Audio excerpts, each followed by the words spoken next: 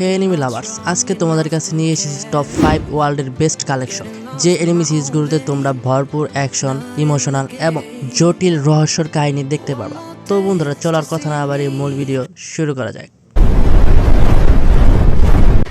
Top 5 number আছে kaiju number 8। জাপানে এমন এক দেশে পরিণত হয়েছে যেখানে নিয়মিত কাইজু আক্রমণ করে। এই দৈত্যদের ধ্বংস করতে কাজ করে জাপানের ডিফেন্স ফোর্স। মূল চরিত্রে আছে কাফকা হাবিনা।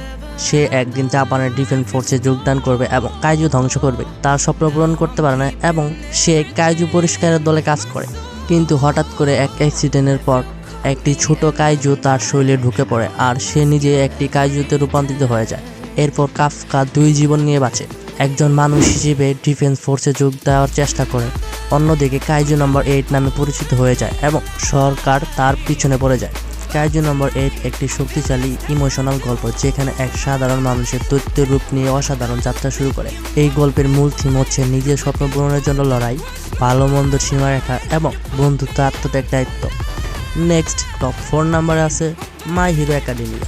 এই এনিমির জগতে পৃথিবীর প্রায় 80% মানুষ জন্ম থেকে এক ধরনের বিশেষ শক্তির ক্ষমতা নিয়ে জন্মায়। কেউ আগুন ছুটতে পারে, কেউ অদৃশ্য হতে পারে। প্রতিটি মানুষের আলাদা আলাদা শক্তি থাকে। এই এনিমি সিরিজের মূল চরিত্রে আছে ইজুকো মিতোরিয়া, যাকে ডাকনামে বলে ঠেকু। সে জন্মায় কোনো শক্তি ছাড়া, কিন্তু তার স্বপ্ন ছিল হিরো হওয়া। ঠিক তার আইডিয়াল ছিল অল মাইন্ডের মতো। একদিন মিডোরিয়া এক সাহসী কাজ করে অল মাইন্ডের নজরে পড়ে যায়। তারপর অল মাইন্ড তাকে তার নিজের শক্তি 1 for all দিয়ে দেয়। এটি একটি শক্তিশালী উত্তরাধিকারের যোগ্য ক্ষমতা। এরপর মিডোরিয়া ভর্তি হয় ইউএ হাই স্কুল, যেখানে ভবিষ্যতে হিরোদের প্রশিক্ষণ দেওয়া হয়। এখানে মিডোরিয়া বেড়ে ওঠে, তার ক্লাসের বিভিন্ন শক্তির সম্পর্কে জানে। মাই হিরো একাডেমি হলো একটি অ্যাকশন, অনুপ্রেরণামূলক আর আবেগপূর্ণ গল্প, যেখানে একজন সাধারণ ছেলে ধীরে ধীরে বিশ্বের সেরা হিরোর পরিণত হওয়ার পথ পাড়ি দেয়। এই গল্পের মূল থিম হচ্ছে হিরো হওয়ার মানে কি, আত্মত্যাগ, দায়িত্ব ও ন্যায় বিচার, ছাত্র ও শিক্ষকদের সম্পর্ক এবং ভালো বনাম মন্দের যুদ্ধ। নেক্সট টপ 3 নাম্বার আছে ব্ল্যাক গল্প। এই গল্পের কেন্দ্রবিন্দুতে রয়েছে 2 অনাথ ছেলে, আস্থা ও ইনো, যারা একসাথে বড় হয় এবং দুজনের স্বপ্ন ছিল উইজার্ড কিং হওয়া। কিন্তু সমস্যা হলো ইনোস অসাধারণ শক্তিশালী অধিকারী আর আস্থা পুরোপুরি জাদু শক্তিহীন। তবুও আস্থা কঠোর পরিশ্রম করে একদিন দুইজনে গ্রিমোয়া পায়, অর্থাৎ এক ধরনের জাদুর বই। ইউনো পায় এক বিশাল 4 লিফ গ্রিমোয়া আর আস্থা পায় একটি রহস্যময় অদ্ভুত 5 লিফ গ্রিমোয়া, যেটাকে থাকে অ্যান্টি ম্যাজিক, অর্থাৎ অন্যের জাদু নষ্ট করার শক্তি। এরপর তারা ম্যাজিক কিংডমে যোগদান করে এবং আলাদা আলাদা স্কোয়াডে কাজ করা শুরু করে।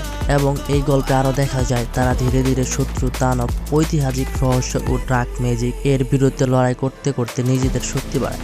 গল্পের মূল থিম হচ্ছে পরিশ্রম বনাম প্রকৃতির প্রতিভা, বন্ধুত্ব, প্রতিদ্বন্দ্বিতা ও স্বপ্ন, রাজনীতিক ও ষড়যন্ত্র, অদম্য মানসিকতা। নেক্সট টপ 2 নম্বরে আছে জুজুৎসু কাইসেন।